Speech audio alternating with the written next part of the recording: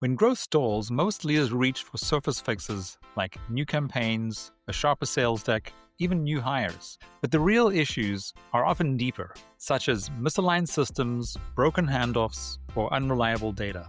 That's why we built the Growth Readiness Score. In just 5 minutes, you'll get a clear score across 4 critical areas of your revenue operations and see how you stack up against your peers with benchmark data. Tap the link in the show notes to get started. It's quick, insightful, and often reveals issues leaders don't expect. I was the first company, swimming pool company in the world that openly talked about pricing on their website. Just for my little company in Virginia, by talking about cost and price because of analytics, we use HubSpot. We've done over 35 million in sales just for my one little from my Virginia location from one article talking about cost and price. $35 million in sales from one article. Took me 45 minutes to write my kitchen table. You're listening to RevOps Champions, a podcast created for B2B leaders to help you align your people, streamline your processes, trust your data, and leverage technology in order to grow your business.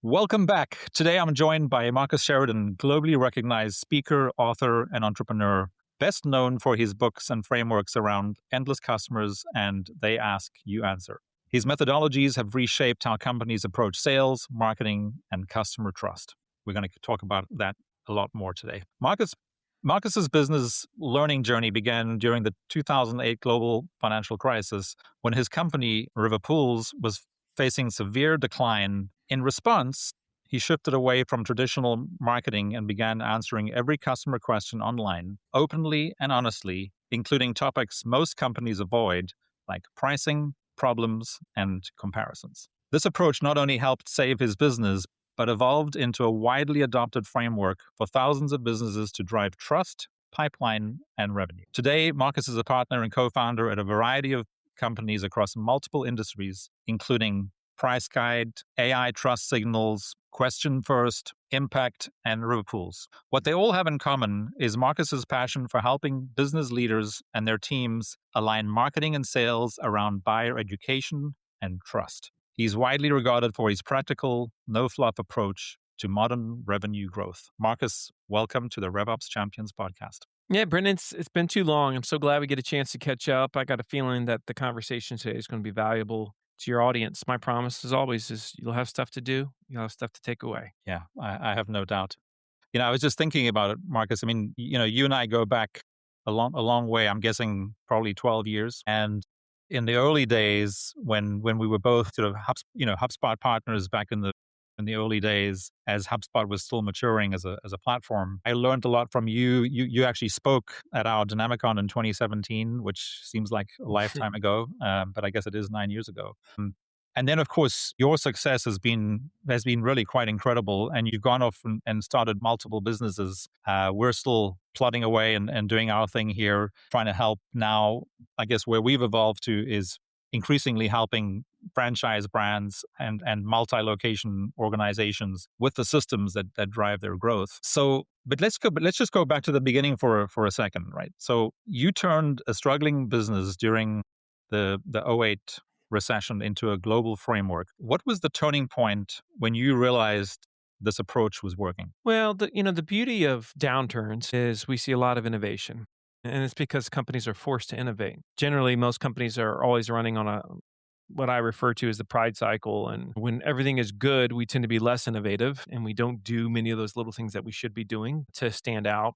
But when things are bad, that's when we turn it up and we start to say YOLO and we do some of those things that we should have done a long time ago. And it was during this period of time when I thought I was going to lose my company. We had nothing to lose. I started really learning about what was a novel concept at the time, which was inbound marketing, content marketing. And really all I heard in my simple pool guy mind was, Marcus, if you just obsess over your customers' questions, worries, fears, issues, concerns, and you're willing to address them online through text, through video, honestly and transparently, if you do that a lot more than anybody else, you do it well, you could save your business. And so that's what we did. And I didn't think it was very innovative at the time, Brendon, but we ended up becoming the most trafficked swimming pool website in the world. And just to give you context for that meant we were getting about 1 million visitors a month during the summertime for a pool company, little pool company in Virginia. And it led to us becoming for the context of this conversation, the demand was so great, the traffic, the leads, et cetera, that we had to expand. Otherwise, we were just throwing so much potential revenue away. So we became a manufacturer in the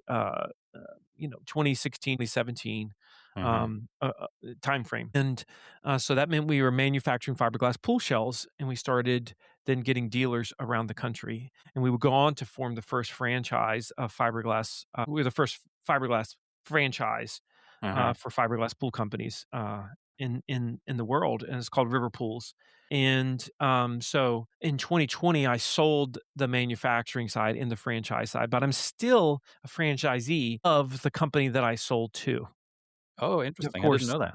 yeah, and today I still, because of my different softwares and stuff, I'm working a lot with different franchisors around the globe and a multiplicity of industries. Still very involved with River Pools. I'm going to be there next week teaching all the franchisees and the dealers as well. So Awesome. this is one of those things where it's really much at this point it's in my blood, and a lot of the problems you talk about are problems that we're dealing with as well.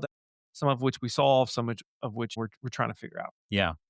Yeah, I mean, of course, and I mean, I don't know the latest, and you could probably share with us, but I mean, your sort of the Liverpool's story, because when you go back to sort of 2008, 2009, I mean, Liverpool's and Spires back in the day was essentially you were an installer locally of fiberglass pools, right?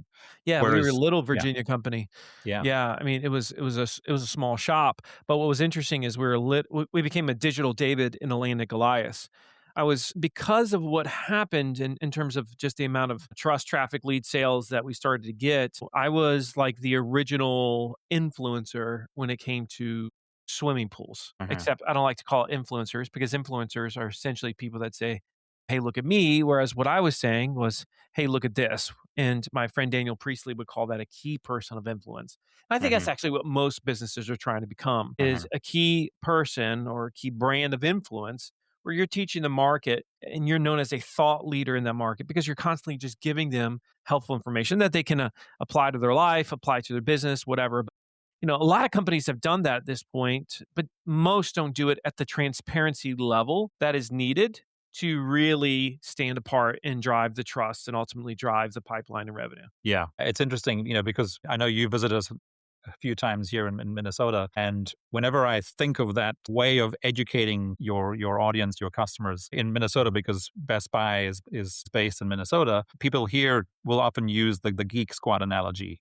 And I always when I think about it, I think of the Geek Squad analogy and the Marcus Sheridan River Fools analogy, because essentially what both of those businesses did, and what so many others now, and I mean, unfortunately, not enough, but so many other businesses have started to do thanks to you and the sort of the Geek Squad model, which is just help your customers figure out as much as they can on their own, and then ultimately, if they need more help or if they don't have the bandwidth or the skills to do it themselves, they'll call you or the Geek Squad to come in and help them, and that's how they drive their Yeah, the business. issue is to do that, you've got to have an abundant mentality. And Yeah. frankly speaking, a lot of people come from a place of scarcity with their business. But yeah, like if I do this, and this has caused conflict for me and like multiple times over the years. When I get misaligned with someone, it's when they're coming from a place of scarcity. And I just don't think that way. It's not how I roll. Hmm. And it's not helpful. When it comes to the Geek Squad, somebody asked their CEO because the Geek Squad, in many ways, did their own form of they ask you answer, right? Yeah. They've Yeah. produced a lot of content to teach people how to fix their own stuff when it comes to their IT, their computer stuff. And somebody Hmm. asked the CEO one time, like, aren't you afraid that you're cutting off your nose to spite your face? And he said, don't you realize my number one customer is the person that tries to do it themselves? Now, see, that's somebody that gets it. I mean, Hmm. that's what it's supposed to look like. And, when you think abundantly, and this goes back to like to the one of the biggest things that people know me for is I've been teaching pricing, addressing the pricing subject and pricing transparency Hmm. for the better part of, 16 years now. I've been teaching about it online. Yeah. And, I was the first company, swimming pool company in the world that openly talked about pricing on their website. I was the first swimming pool manufacturer in the world that had a pricing estimator on their website, which everybody said you can't do with dealers and franchisees. I'm like, of course I can do it. Watch me do it. And Hmm. it's become a cash cow, for us. Yeah. Just for my little company in Virginia, by talking about cost and price because of analytics, we use HubSpot. Hmm. We've done over 35 million in sales just from my one little from my Virginia location from Hmm. one article talking about cost and price. $35 Hmm. million dollars in sales from one article. Took me 45 minutes to write my kitchen table. Hmm. So, what's wild is you still have the majority of companies refuse to talk about pricing whatsoever. And it's just really, really fascinating. If you ask a company, do you believe in the golden rule? They're like, yes. Do you believe in treating your customers as you yourself would want to be treated? Yes, absolutely. Would you appreciate it if somebody was willing to just at least address your question roughly? How much is this going to cost? Yeah, I would appreciate it. Okay, do you do that for your customers? Well, not exactly. So you're not following the golden rule at all. When I started, talking about they ask you answer, about 98% of companies were not addressing cost and price online for Hmm. B2B services. That was almost 100%. To this day, that number is still about 94%.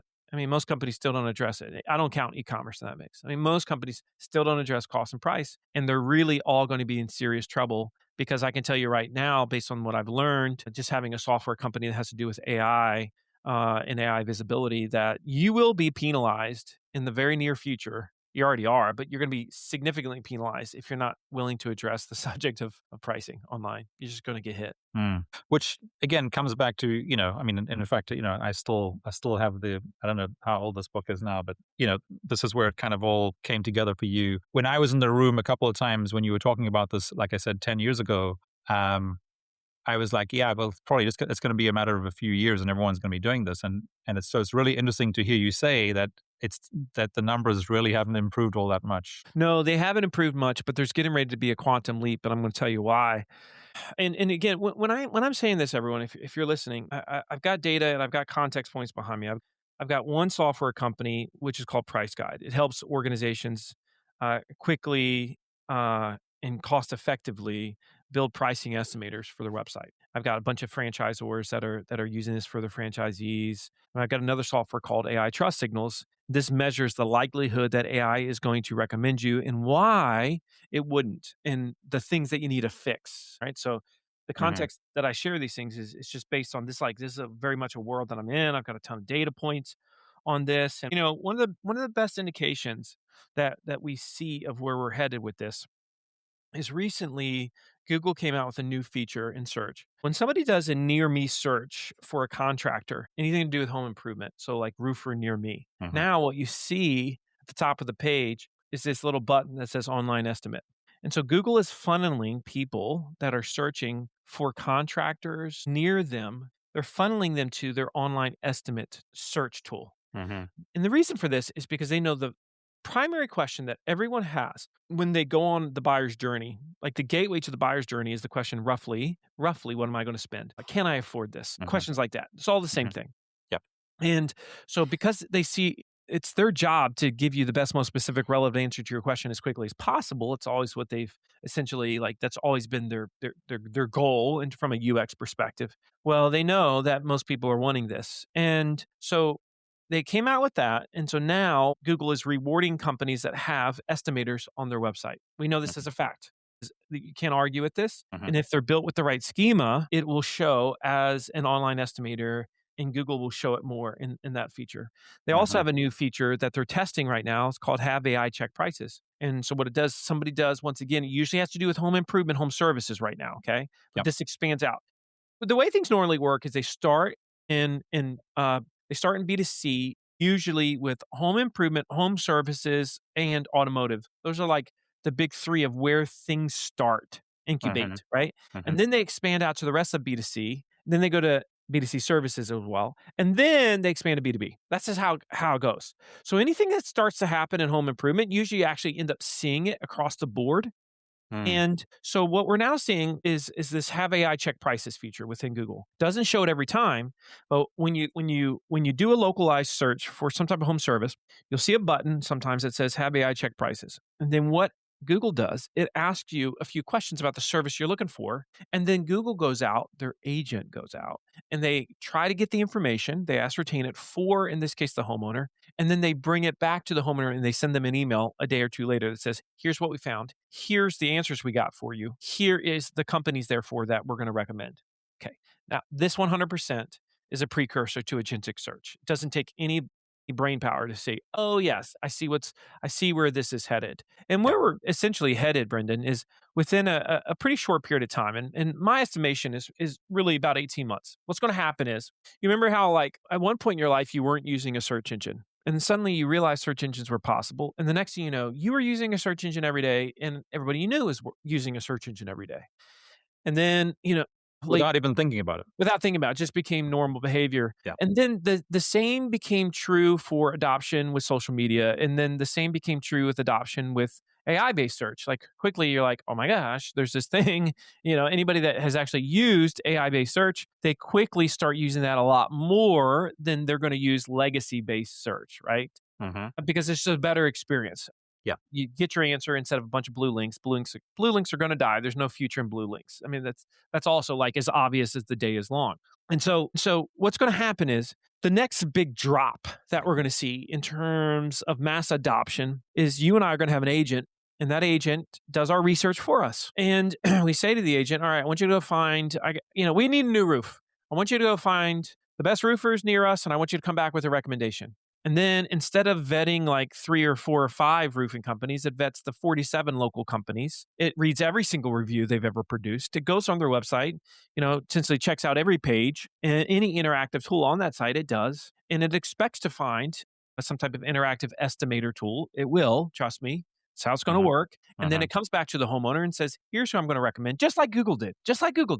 Here's who I'm going to recommend. Here's why I'm recommending them based on these factors. We call those, by the way, trust signals. And so here's the company, 1 or 2 that I'm going to recommend. What would you like me to do next? I'll set the appointment if you would like. And then beyond that, eventually it says, I'll get the quote if you would like. And they just go directly to the agent that's running the shop for the roofing company that communicates with the agents for the homeowner. And then they have this beautiful conversation and a negotiation is had, which sounds completely like weird. Right? It's just like, there's no way. I swear we're headed. And within 18 months, I think we're going to have mass adoption for people searching with an agent because it's going to be that easy. And to a degree, we're already starting to do this. So when that happens, you're going to be forced to have answers that you weren't forced to have before, because otherwise you're going to be in big trouble. Furthermore, what we're seeing is tools like ChatGPT are starting to penalize companies that don't discuss the things that buyers want the most. One of which is pricing information.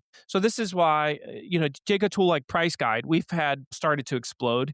And we've started to explode really with franchising companies, because if you look at the home improvement space alone, number one complaint I'm seeing with these franchisors is they're saying generating leads is harder. That's number one. Number 2, traffic is down. Number 3, we're spending more on Google and Facebook ads than we've spent on the past. We're seeing less results. Okay, so say this is the trend that you're seeing across the board, not just home improvement, home services. You're seeing with all types of franchisors. Right. So you have a lead problem fundamentally, and people are slower to give their information and fill out forms today than they were in the past. That download our ebook just ain't working anymore.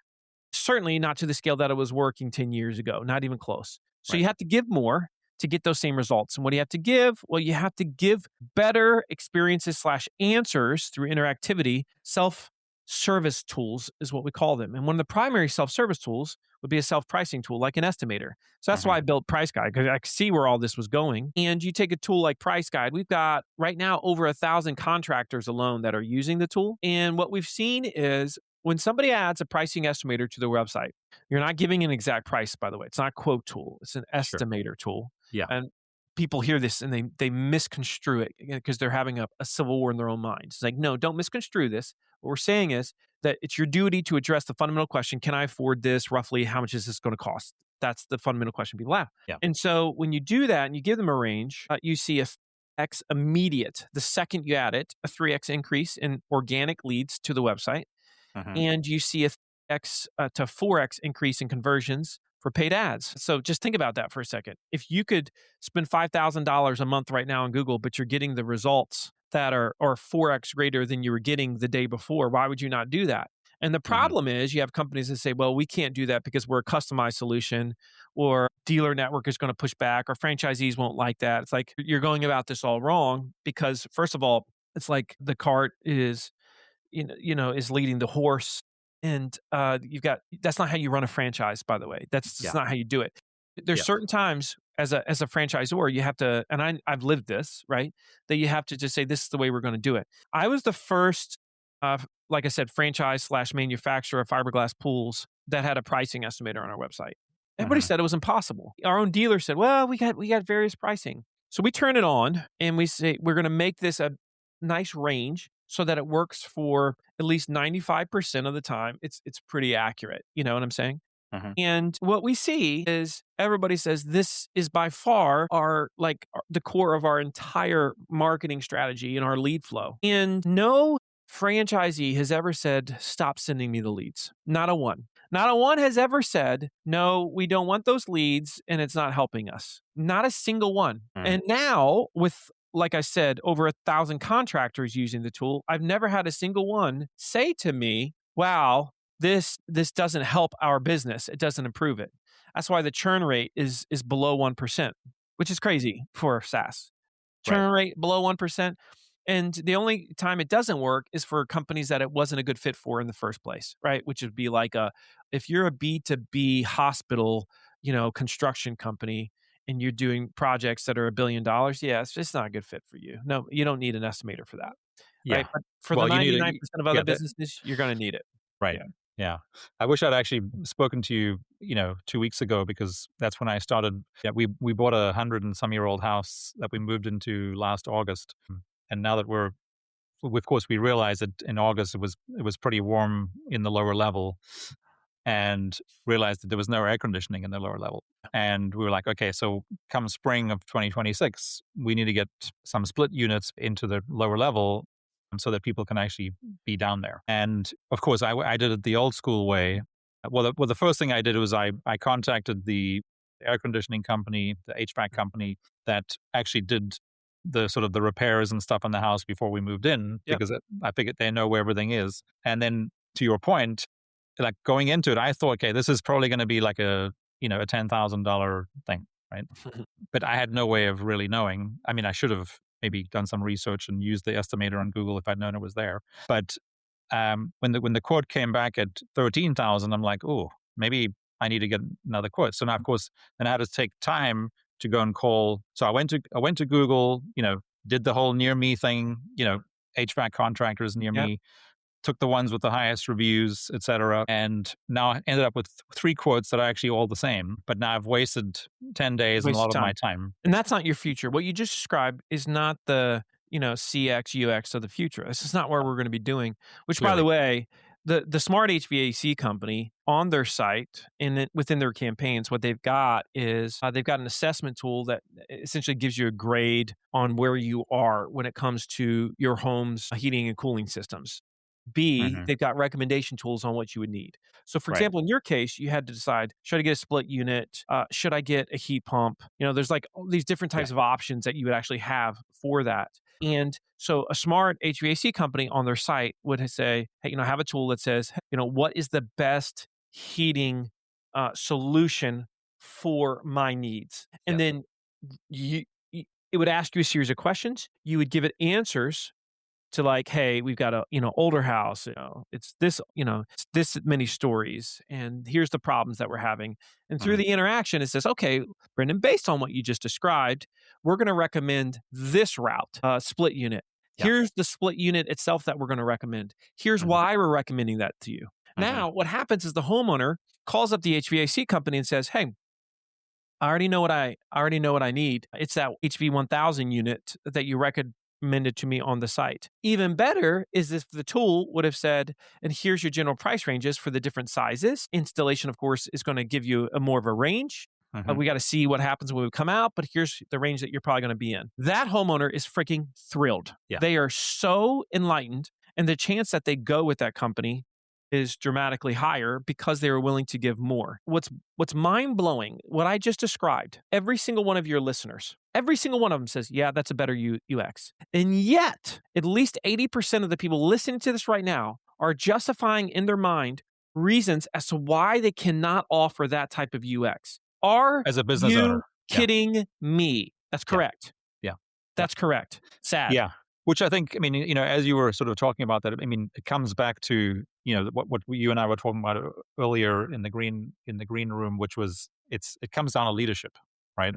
It's not about the tools or whatever that's going to solve all the business problems. And in this case, if you have a bunch of franchisees who are saying we're not getting enough leads, we're not hitting our goals, what can we do? Instead of just saying, well, just do more of what you were doing last year, let's take a Here's the step thing. back. This is what I've learned is absolutely true about being a very successful franchisor, or let's say manufacturing. You have dealers or whatever, Yeah, whatever it sort of is. And that is multi-location this: businesses. Yeah, yeah. if you are not pissing off your dealership base, your franchisees, if you're not annoying them, if you're not frustrating them at times, well, then you're not innovating like you should. Hmm. Full stop. Yeah. Full stop. Do you know how many times McDonald's has completely frustrated and annoyed their people with new campaigns? It's like, hey, you all now have to revamp your stores.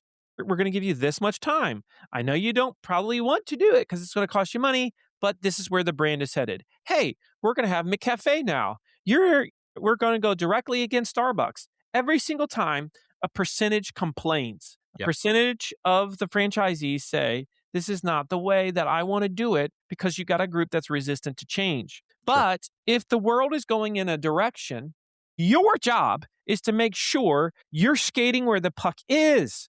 Excuse me, Hmm. where the puck is going to be, not where the Yeah. puck is. Yeah. Everybody else is where the puck is. You have to go where the puck is going to be, right? And Yeah. so it's obvious. It's obvious. If I said to you, let's just look at home improvement. We already see that a litany, like more and more home improvement companies every single day are having some type of pricing estimator on their website. So Mhm. is this trend going to reverse? Is it going to go backwards? Are we suddenly going to see people saying, I don't want to get a better sense for pricing before I reach out to the company? Not going to happen. So therefore, if I said to you, based on that, is it likely that every home improvement company eventually is forced to have a pricing estimator based on the market and market conditions, expectations? Oh, and by the way, agents too, which is going to be the biggest force multiplier. Is that going to happen? Yeah, it's going to happen. If you have to even think about that, you're not being intellectually honest with yourself. There are certain debates that you should have, right?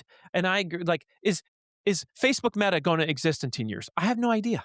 I don't know if it's going to exist in 10 years. So I don't know. But I do know for certain there will be some type of social media in 10 years. You know what I'm saying? Our dependency on AI is only going to grow. It's like the same thing as like the blue link is going to die. That's not our future, clicking on blue links. The future is getting immediate answers and Mhm. having the AI take immediate action and removing friction, removing fear. Like that's absolutely where we're headed. I'm sure of it. And so if Yeah. it's aligned with that, you can safely predict that's where we're going to head. Yeah.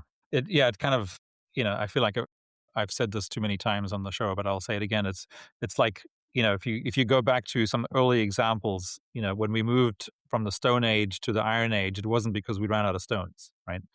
That's Um, correct. it was just there was a better way to do it, and there was no going back. That's So that's correct. And it is quite stunning right now, just how behind I see a lot of these, manufacturers, franchisors, etc. When I see a franchisor saying, I'm just not sure how my franchisees are going to take this, I'm like, what? That's your litmus test? Because the litmus test should be, I know this is what we need to do. Now I need to figure out how to get the buy-in as quickly as possible. right, and So there you was got to live in the solution versus like, yeah. well, I'm not sure how they're going to take this. It's like, yeah, I'm sure how they're going to take it. A percentage are going to say they like it. A percentage is going to push back, and then you're going to have a bunch in between. Full Sure. stop. That's how it's Yeah. going to work with every major change or innovation or push that you have. Yeah, and I think so when we were at IFA in February, one of the things I was asking a lot of people about was, so there's a flooring franchise who is becoming sort of famous or notorious, whichever way you want to look at it, because they know that in order to have the standard that they want to be at, they need to raise the level of all their franchisees. To your point, right? So if there are certain franchisees who are struggling for whatever reason, they need to help them sort of get out of the franchise, because as long as you have 1 or 2 weak franchises, they're dragging down the entire brand. And when I asked some other franchise leaders about that, they were like, oh yeah, but that's I'm like, dude, it's like that's the only way. I mean, if you really believe that you want a growing, scaling franchise brand that just gets better and better and better with every franchisee that you add, and then at the same time get rid of franchisees who just for some reason weren't a good fit and it wasn't working, Well, it's then so different than if you're a boss and you've got a bunch of highly underperforming team members. You work with them, and if it becomes very clear that they're just not going to ever become the type of performer that they need to be, well, then both sides are being hurt by holding on too long. But the issue with the franchise is this: when you have a franchisee that really messes up, everybody loses then sure. because it hurts the brand for everybody. And that's the issue is you're now allowing an entity to affect the financial peace and wellness of all these other companies that have nothing to do with them other than the fact that they share a brand. Right. And that's the thing. You got to protect the brand, protect the culture, protect the perception in the marketplace. These are the things that you have to do. And you should be raising the standard all the time. If you're not raising the standard all the time, you're not trending in the right direction. And I find that the more stringent you get, actually, the better, of course, works like this, law of attraction. You just the better type of franchisees you end up attracting anyway. Yeah, I mean, this is it. It's like it ultimately comes down to strategic leadership, right? So if you're, and to your point, say franchises hit ceilings like any other business hits ceilings, whether it's a revenue ceiling or a team size ceiling. I know I shared with you the rule of threes and tens that the Rakuten CEO essentially made known, which is the things that break when you're growing. And again, and this is what I always have to qualify this by saying, if you don't want to grow, then don't worry about any of this stuff. Although, like some of the stuff that you're talking about is not only are you not going to grow, you're going to start going backwards. That's a different conversation. But we're typically talking about, with franchise brands who are looking to scale, how do they get from 50 to 100 or from 100 to 300 units or 300 units to 1,000 units? And the first thing that they have to accept is that things will change. If you're growing, things are going to change, things are going to break. And you need to know what things are going to break. And it all starts with leadership, which is, what are we going to do when this thing breaks? And just knowing that it's going to happen so that you're ready for when it happens and you just have to make the decision. And I think it's all comes back to what we're saying now. So you have those, whether it's, do we put estimators in for all our franchisees? That's a strategic decision. Why wouldn't we do that? Or is it just a and timing let me issue? give you an example of difference. I talked to two large private equity owned home improvement companies in the same week. One of them heard the pitch and they said immediately, "We're crazy if we don't do this, and it's so inexpensive. Let's just do it. Let's pay for it, and let's just roll that in to essentially their franchisee fees to cover this. We'll drop something else, but it's not crazy expensive. But let's just do this." So that Mhm. was the response: is, "Hey, we're gonna essentially make sure every franchisee has this." By the way, these are same industries here. Okay, Mhm. same industries. The next response is, "Yeah, I'm not sure if we're gonna be able to get buy-in for this. And honestly, I'm not sure how to cover the cost. Here was the cost. It was $25 a month per franchisee. That was Wow. the cost. So we're talking dirt cheap, like you can find that type of change in your couch situation, your couch Mhm. pillows. Okay, but that was the mentality of two private equity owned home improvement, uh, uh, you Franchise know, brands. Yeah. brands that have multiple brands within their ecosystem, and that was the difference in leadership. Mhm. Stunning, stunning. Yeah. I mean, and we see this all the time, where, a leadership group comes to us and says, yeah, we want you to set up the HubSpot CRM and integrate it with all the other tools that we use. And we really have to make sure that they're making the right decision, not choosing the right platform, but make sure that they don't think that this by putting in a new CRM to replace the one that's broken because they've gone from 100 units to 300 units. We need to make sure that they don't believe that's going to solve problems that it won't solve, right? Which are typically leadership issues, or they don't have enough people at strategic levels within the franchise, or they haven't accepted that certain processes need to change because you have to add another layer of management and leadership so to support your growing number of franchisees. Mhm. That all has to be mapped out and agreed first before we can then put that into the CRM so that it works for the franchisees and the franchise brand. Yeah, it all seems that so simple, right? Well, I just think, leaders get paid to lead. And if you're not leading, there is a problem. We're seeing change at a greater rate. I've been a business owner now since 2001, exactly 25 years. Hmm. When I got out of college, boom, immediately I like hit the circuit. And I can tell you right now, I've never seen change like this. I've never seen the speed of change like this. And sunk cost fallacy is killing a lot of companies. It's killing a lot of brands. What is sunk cost fallacy, Yeah. right? It's like, hey, we've been doing this thing this long. We've been investing in it this long. So let's just keep doing it. We can't change. This is Mm. why people sometimes stay in relationships longer than they should. And this is why franchises sometimes continue to do things the way it's always been done, even though it's being bypassed. Case in point, if you're doing SEO, search engine optimization today, like you were doing it 5 years ago, you're on drugs. There's something seriously wrong with you. If you're doing any marketing today exactly like you were doing it 5 years ago, there's something seriously wrong with you. If you're Hmm. not selling differently today and your sales system hasn't evolved today from what it was 5 years ago, there's something seriously wrong with you. What's wrong with you is you're not leading anymore. You've gotten complacent. Pride cycle has really caught up to you. Maybe you're fat and happy. Maybe you're still the market leader, but eventually, remember this, it's the rule breakers that always end up becoming the rule makers, and everybody else ends up becoming the rule followers. Hmm. And if you're not breaking rules consistently in your space, even rules that you originally defined, then you will be the one being replaced. Yeah. But most companies, again, because of that pride cycle, the leadership team becomes too in love with their IP, with the ways of the past, with what has always worked before. And that's when you see them get into serious trouble. And that's exactly what we're seeing right now with companies that refuse to lean into AI, with companies that refuse to lean into how the modern buyer is changing, with companies that are saying, oh, I'm not willing to show this thing, even though I know the buyer wants it. I'm not willing to say this thing, even though that's what the buyer would want. And I would want it if I was in that situation. Like, no, you can't think like that and think that you're going to remain in front of the pack. Yeah. So, Marcus, unfortunately, these things always are too short. But as we start to wrap up here, so as AI reshapes, search and buyer behavior, how does this philosophy evolve without losing trust? Well, to me, it just goes back to the golden rule. So, for example, can and should you use AI to help you produce content? Yeah, absolutely you should. But if the content doesn't sound like you, if I could read it and it doesn't match the person or the brand or the salesperson that I'm going to be meeting with and having a conversation with, then we have a problem.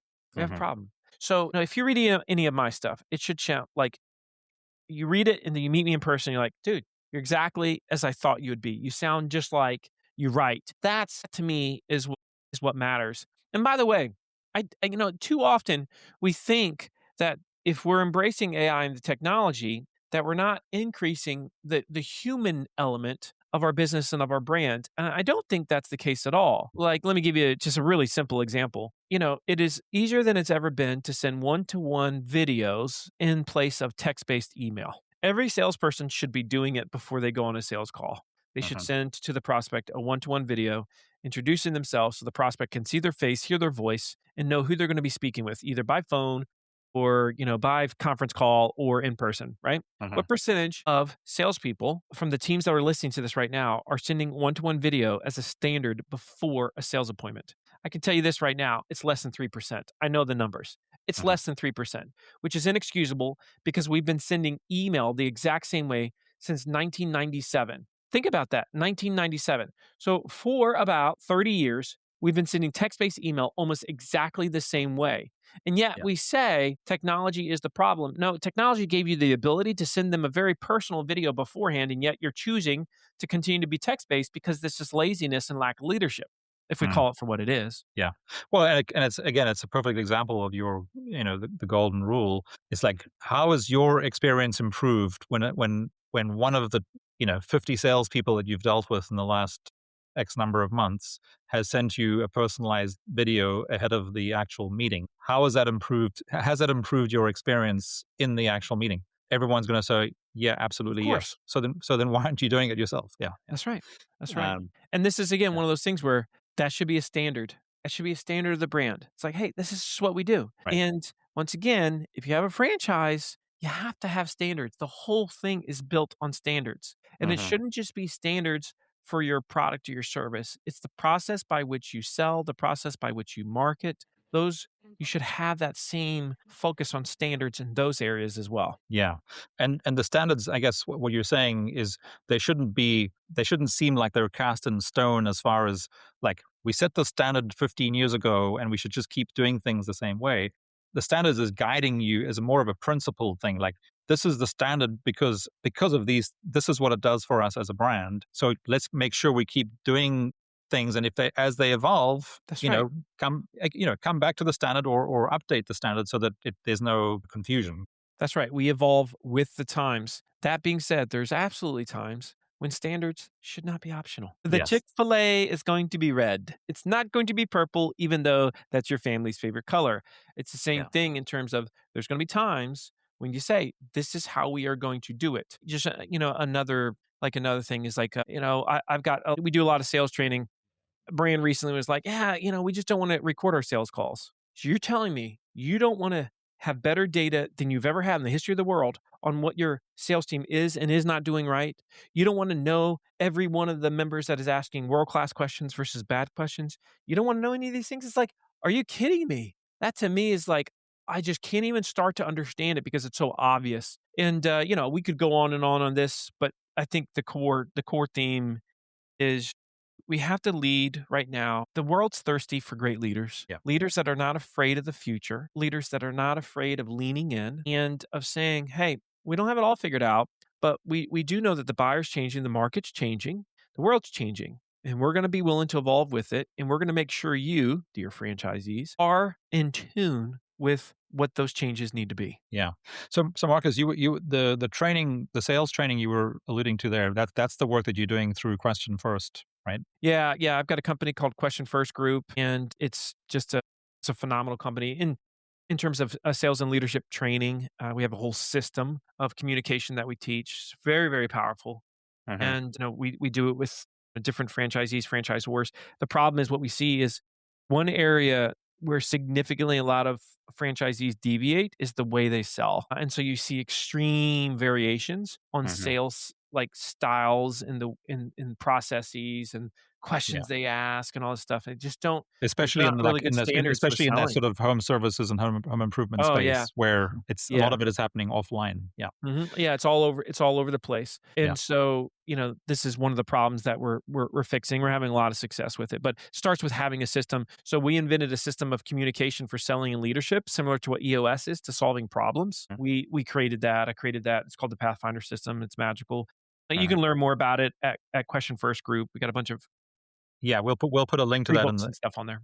we'll put a link to that in the show notes. Yeah. So to wrap up, Marcus, so the work that you're doing at Question First Group, PriceGuide, and AI trust signals, as you sort of leave the audience with sort of a last piece of advice, like what else are you excited about, and do you think other people should be excited about, and what can people actually do in the next week that can make a big impact on their business? Well, I think it's never been easier to stand out and create trust despite what you hear. You can be this incredible multiplier of talent and productivity today because of AI. You just got to get in the sandbox, though. You got to be, as a leader, you can't be counting on your team to teach you about AI. You've Mhm. got to get in the dang sandbox. And you should be a builder at this point. You should be building apps. If you haven't built apps yourself as a leader of your company, I'm the most non technical person I know. I mean, I don't know a lick of code. I'm building apps all the time now.